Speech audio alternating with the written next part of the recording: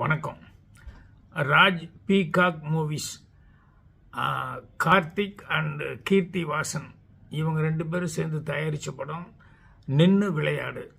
என்னுடைய அசிஸ்டண்ட்டு சவுந்தரராஜன் தான் டைரக்ட் பண்ணியிருக்காரு.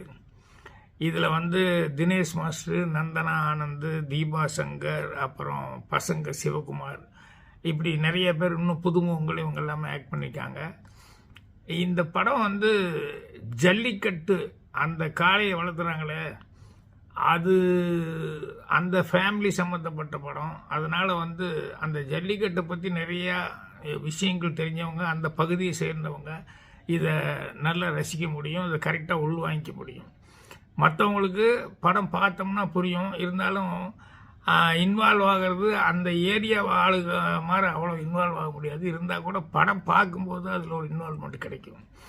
என்னென்னா அந்த மாதிரி இந்த ஜல்லிக்கட்டு காளையை வளர்த்துறவங்க எவ்வளோ தூரம் அது மேலே பிரியமாக இருப்பாங்க, எந்த அளவுக்கு அதை பாசத்தோடு வளர்த்துறாங்க, குடும்பத்தில் ஒருத்தராக அதை பாதுகாப்பாங்க அப்படிங்கிறது. அதனால் வரக்கூடிய பெயரும் புகழும் அவங்களுக்கு எவ்வளோ சந்தோஷத்தை கொடுக்குது.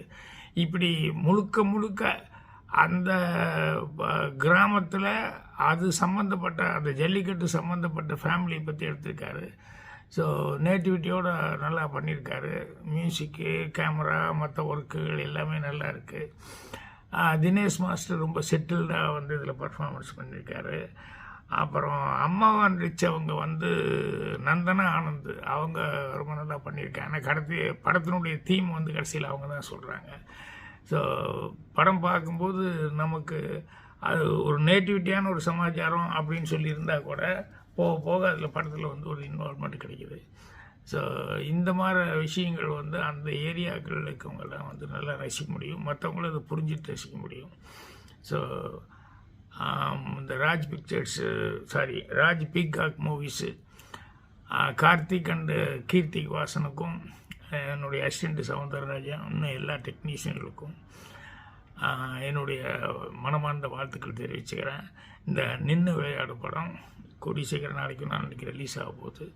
ஸோ ஜனங்க மத்தியிலையும் நல்ல வரவேற்பு பெறணும்னு என்னுடைய வாழ்த்துக்கள் தெரிவிச்சுக்கிறேன். நன்றி, வணக்கம்.